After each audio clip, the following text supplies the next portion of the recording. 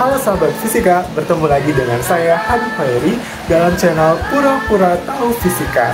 Ya, sesuai dengan judul dan thumbnail yang kalian klik, saya di sini akan membahas salah satu soal mengenai alat optik. Alat optik? Ada mata, ada kamera, ada zoom, ada teropong, ada mikroskop. Eits, tenang-tenang.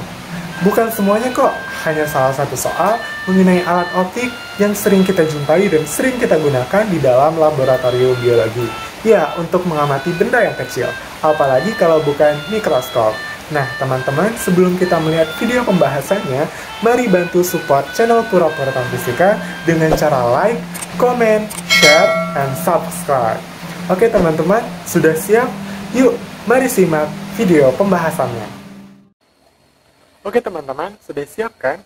Mari kita baca soalnya. Sebuah benda diletakkan pada jarak 6 cm di depan lensa objektif dengan panjang fokus 4 cm.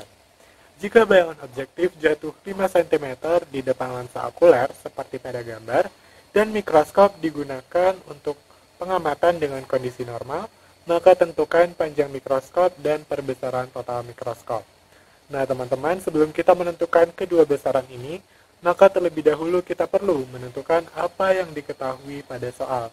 Langsung saja ya, yang diketahui. Nah, di soal dikatakan sebuah benda diletakkan pada jarak 6 cm di depan lensa objektif.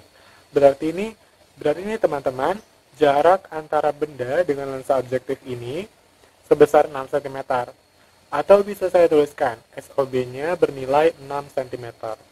Kemudian dikatakan juga nih, di depan lensa objektif dengan panjang fokus 4 cm. Berarti panjang fokus lensa objektifnya atau FOB-nya bernilai 4 cm. Oke, kita lanjutkan lagi ya baca soalnya. Jika bayangan objektif jatuh 5 cm di depan lensa okuler, berarti jarak antara bayangan objektif ke lensa okulernya sebesar 5 cm.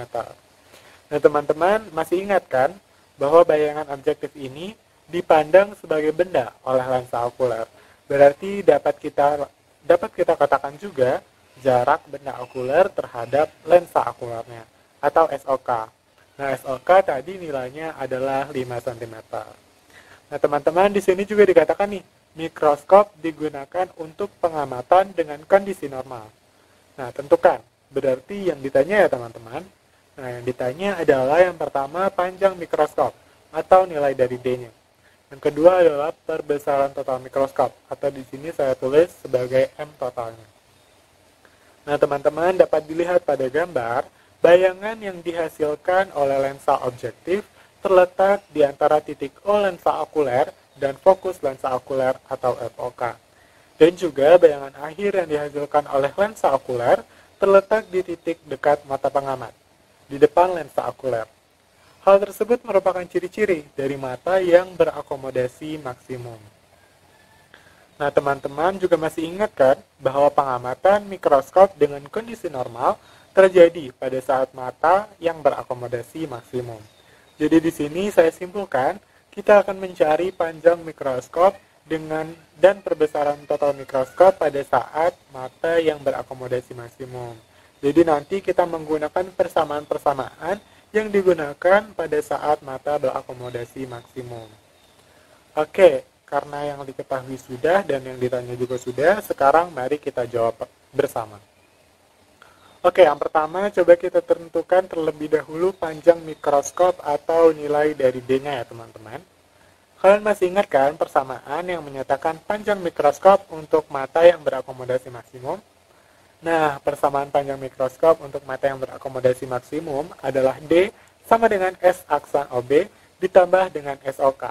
Nah, teman-teman, inilah persamaan yang akan kita gunakan untuk menghitung nilai dari D-nya. Namun di sini juga kita perhatikan teman-teman, kita belum nih mengetahui nilai dari S aksan OB-nya atau jarak bayangan terhadap lensa. Nah, karena pada soal diketahui nilai dari SOB dan nilai dari FOB-nya, maka untuk mencari nilai dari S aksan OB, kita bisa nih menggunakan persamaan jarak fokus lensa objektif, yaitu rumusnya 1/FOB sama dengan 1 per SOB ditambah 1 per S aksen OB. Nah, karena kita akan menghitung nilai dari S aksen OB-nya, maka 1 per S aksen OB sama dengan 1 per FOB dikurang dengan 1 per SOB. Nah, sekarang kita bisa nih memasukkan nilai-nilainya. Tadi FOB kita ketahui nilainya adalah 4, dan SOB kita ketahui nilainya adalah 6. Jadi 1 per S aksen OB sama dengan 1 per 4 dikurang dengan 1 per 6. Sekarang teman-teman coba kita hitung ya. 4 dan 6 maka kita bisa samakan penyebutnya menjadi 12. Jadi 12 dibagi 4 adalah 3, 3 dikali 1 adalah 3. 12 dibagi 6 adalah 2, 2 dikali 1 sama dengan 2. Berarti nilainya adalah 3 per 2, 3 dikurang 2 per 12. Nah, di sini kita dapat ini, 1 per S aksen OB sama dengan 1 per 12. Nah, berarti S aksen OB-nya, atau jarak bayangan objektif ke lensa objektif, bernilai 12 cm. Nah, nilai dari S aksen OB ini akan kita gunakan untuk menghitung nilai dari D-nya. Berarti di sini nilai dari D-nya adalah D sama dengan 12 cm ditambah dengan 5 cm. Berarti 12 ditambah 5 nilainya berapa teman-teman? Ya, 17 cm. Nah teman-teman, kita dapatkan nih yang A. Panjang mikroskop saat mata berakomodasi maksimum adalah 17 cm. Oke, karena nilai dari D telah kita dapatkan, maka sekarang kita akan menentukan nilai dari perbesaran total mikroskopnya, atau M totalnya. Oke, yang B M total. Nah, teman-teman masih ingat kan perbesaran total merupakan gabungan dari perbesaran objektif dikali dengan perbesaran okuler. Berarti M total sama dengan MOB dikali dengan MOK. Nah, teman-teman masih ingat kan MOB atau perbesaran objektif dapat kita hitung atau kita tuliskan sebagai min S aksen OB dibagi dengan SOB. Kemudian MOK rumusnya SN per OK ditambah dengan 1. Nah, teman-teman, kedua persamaan tersebut merupakan persamaan pada saat mata yang berakomodasi maksimum. Nah, berarti kita lanjutkan ya. Oke, di sini nilai S aksen OB-nya sudah kita cari bersama sebelumnya, yaitu 17 cm. Kemudian nilai dari SOB-nya sudah diketahui juga pada soal, yaitu 6 cm. Nah, ini SN. SN ini belum kita ketahui nilainya pada soal. Namun, teman-teman, ini kan sudah kita sepakati bersama bahwa nilai dari SN adalah 25 cm. Nah, yang terakhir adalah FOK. Jika kita lihat pada soal dan yang diketahui juga belum ada. Nah, jadi di sini kita akan mencari terlebih dahulu nih nilai dari FOK. Untuk mencari nilai dari FOK, kita di sini menggunakan rumus dari jarak fokus lensa okuler, teman-teman. Nah, teman-teman masih ingat kan rumusnya? Ya, 1 per FOK sama dengan 1 per SOK ditambah dengan 1 per S aksen OK. Nah, pada soal tadi diketahui SOK-nya adalah 5 cm, berarti 1 per 5 ditambah dengan 1 per S aksen OK. Nah, pada soal tidak dikatakan nih teman-teman, S aksen OK nilainya berapa. Namun teman-teman harus ingat ya, di sini pada kondisi soal, mata pengamat ialah berakomodasi maksimum.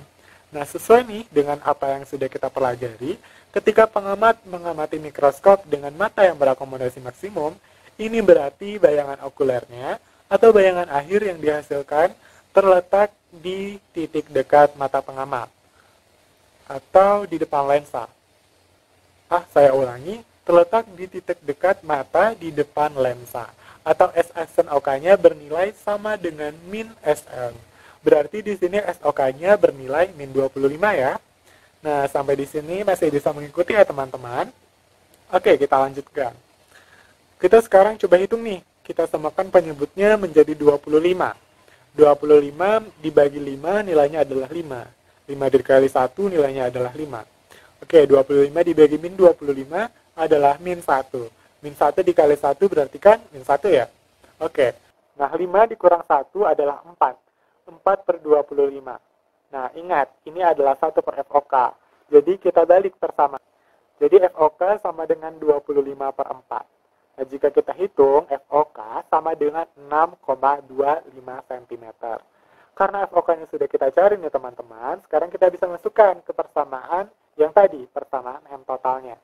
Sehingga di sini SN dibagi FOK adalah 25 dibagi dengan 6,25. Jangan lupa kita tambahkan 1 dan tutup kurungnya. Oke, sekarang coba kita hitung lagi nih.